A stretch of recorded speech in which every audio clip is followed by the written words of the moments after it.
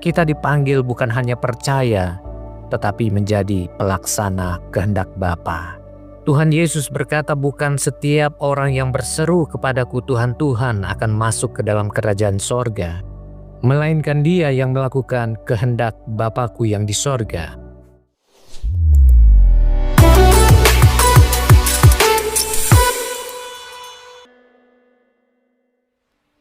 Shalom, selamat pagi saudara yang dikasihi Tuhan Yesus Kristus. Puji Tuhan, kita bersyukur kita berjumpa kembali dalam renungan pagi dan doa pemulihan hari ini.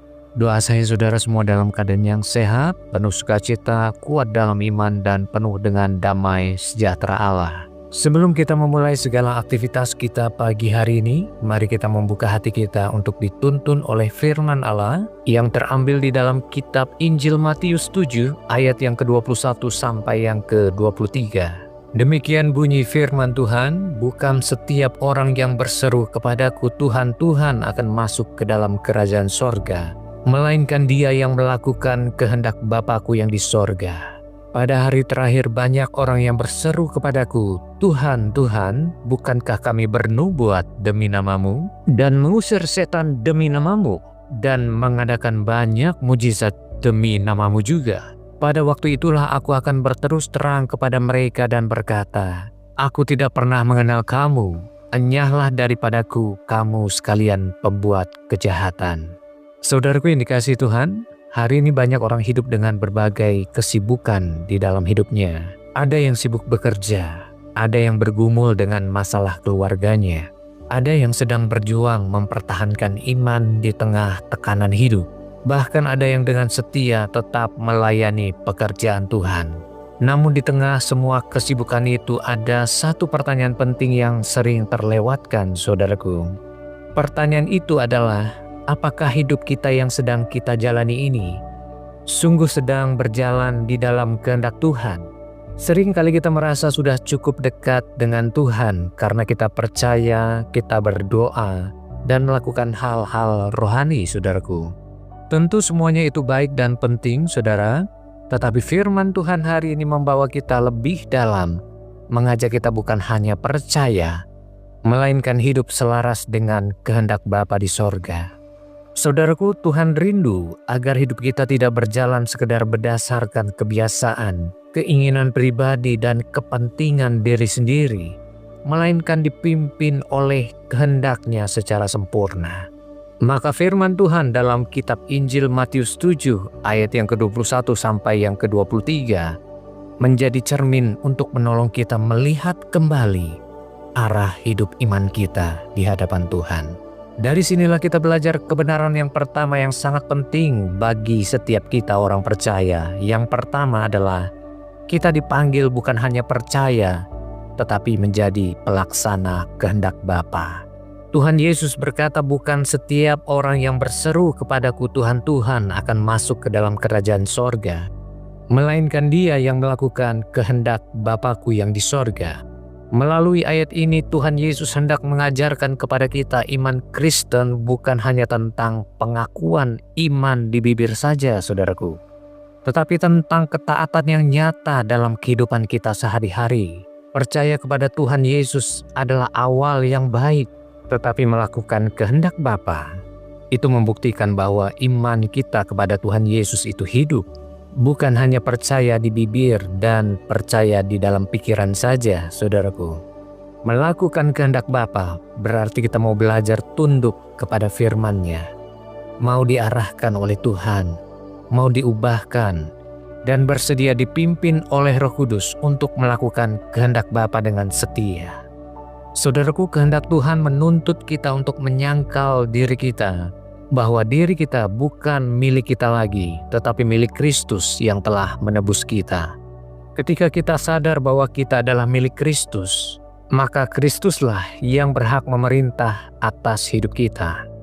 Dalam perjalanan iman ini, Tuhan mengajar kita untuk menyangkal diri, mengampuni, bersabar, dan tetap setia meskipun itu tidak mudah.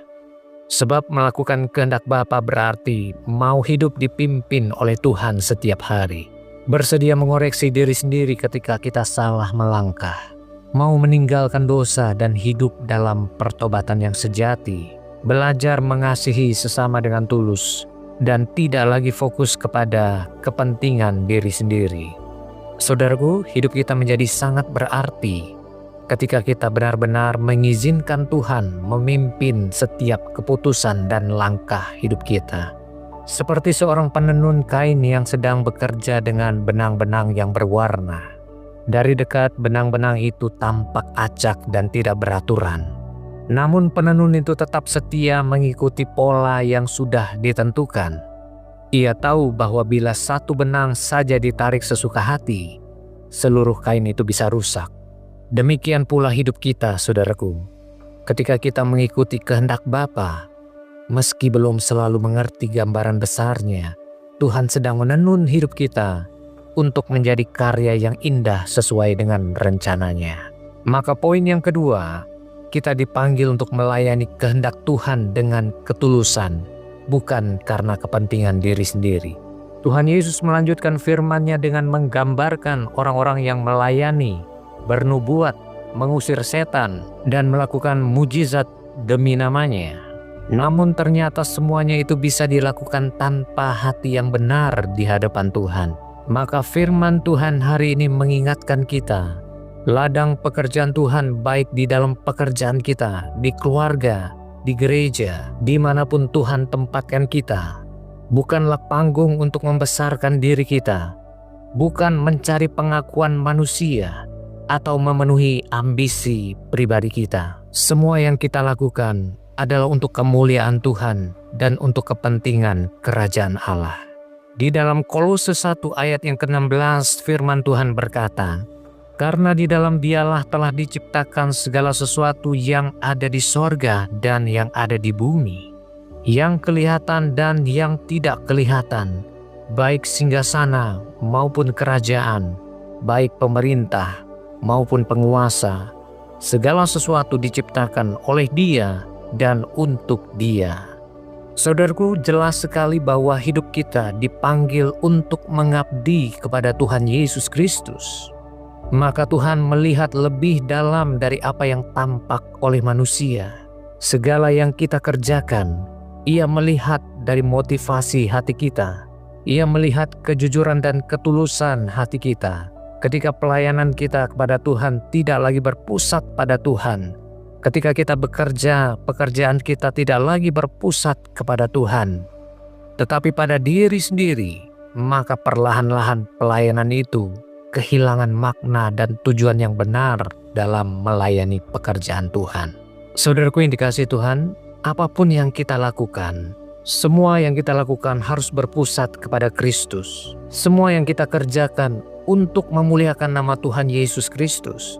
Maka dalam melakukan segala hal, kita tidak boleh lagi bersungut-sungut, bekerja dengan tidak jujur, merendahkan pekerjaan orang lain, tidak berbelas kasihan kepada orang yang membutuhkan pertolongan, mengejar harta kekayaan sebagai tujuan hidup. Kalau kita melakukan hal ini, sebenarnya kita sudah bergeser jauh dari kehendak Bapa. Sebab hidup yang kita hidupi merupakan hidup yang berpusat kepada diri sendiri, bukan berpusat kepada Tuhan. Maka firman Tuhan mengajar kita bahwa Tuhan tidak hanya melihat apa yang kita kerjakan, tetapi Tuhan melihat ketulusan kita, ketaatan kita kepada firman Tuhan, dan kepada siapa hati kita mengabdikan diri. Maka hari ini mari kita mengambil satu keputusan untuk melayani kehendak Tuhan melalui apapun yang kita kerjakan. Kerjakan itu untuk memuliakan nama Tuhan dengan tulus hati, tetap setia menjadi berkat bagi orang lain. Inilah yang berkenan di hadapan Tuhan, saudaraku, karena kita sedang melakukan kehendak Bapa. Seperti seorang petani yang menabur benih di ladang, ia tidak berdiri di pinggir ladang menunggu orang memujinya. Ia tetap menabur dengan setia meski hasilnya belum terlihat hari itu juga. Ia percaya pada waktunya benih yang ditabur akan bertumbuh dan menghasilkan buah. Demikian juga dalam hidup kita dalam melayani pekerjaan Tuhan, saudaraku. Kita bekerja, kita melayani bukan karena untuk dilihat atau diingat manusia, tetapi karena kita percaya Tuhan melihat memelihara dan memberi kita pertumbuhan pada waktunya. Dan semua yang kita kerjakan dan semua yang kita hasilkan, kita sadar bahwa itu semua berasal dari Tuhan. Dan kita harus kembalikan semuanya untuk kemuliaan bagi nama Tuhan. Maka poin yang ketiga, kita dipanggil untuk hidup di dalam ketaatan yang penuh kepada Kristus yang telah mengasihi kita. Tuhan Yesus berkata bahwa pada akhirnya Ia hanya mengenal mereka yang hidup setia melakukan kehendak Bapa. Oleh sebab itu saudaraku, ketaatan kita bukanlah suatu beban hidup, melainkan respon kasih kita kepada Kristus yang terlebih dahulu mengasihi kita. Ketaatan kita kepada Kristus akan membawa kita kepada kehidupan yang semakin serupa dengannya. Hidup di dalam pertobatan yang sejati, kasih dan iman kita semakin bertambah-tambah di dalam Dia. Orang yang taat kepada Kristus tidak berarti hidupnya tanpa masalah, saudaraku. Tetapi ia memilih tetap setia di tengah masalah hidupnya. Ketika kita hidup melakukan kehendak Bapa, hidup kita tidak lagi berpusat kepada diri sendiri. Kita belajar hidup berpusat kepada Kristus, yang ditandai kita belajar mengasihi sesama dengan kasih yang tulus.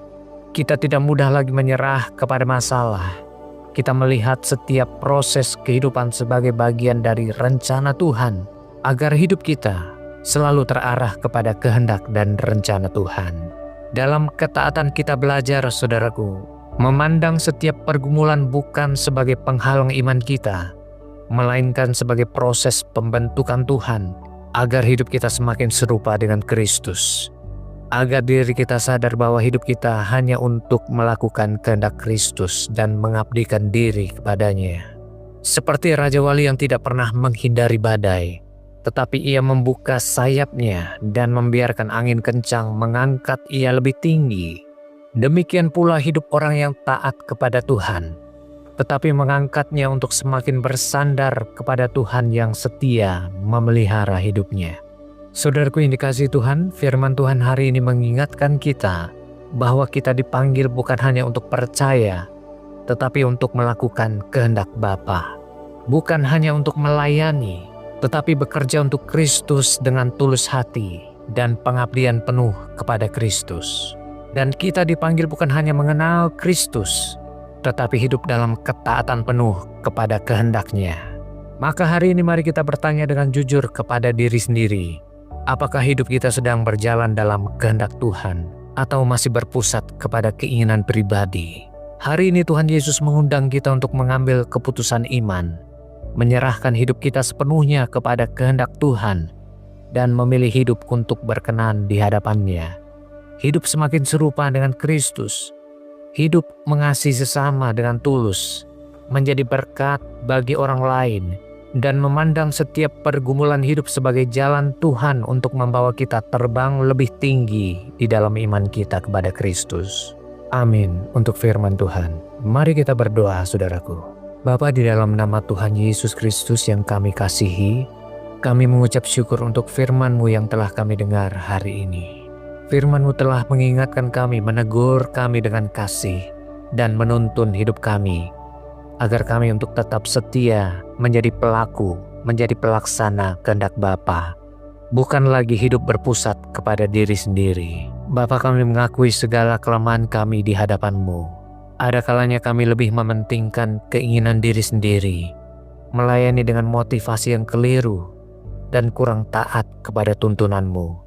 Untuk itu Tuhan, ampunilah kami ya Tuhan, dan pulihkanlah hati kami, perbaharuilah hati kami, agar hati kami kembali lagi kepadamu, dan hidup kami hanya tertuju kepada melakukan kehendak Bapa di sorga dengan setia. Untuk itu Tuhan, tuntun kami melalui Roh-Mu yang kudus, agar kami menjadi pelaksana-pelaksana kehendak Tuhan dengan setia, melayani pekerjaan Tuhan dengan ketulusan hati yang benar, dan berjalan dalam ketaatan kepada Kristus yang telah mengasihi kami. Terima kasih Tuhan.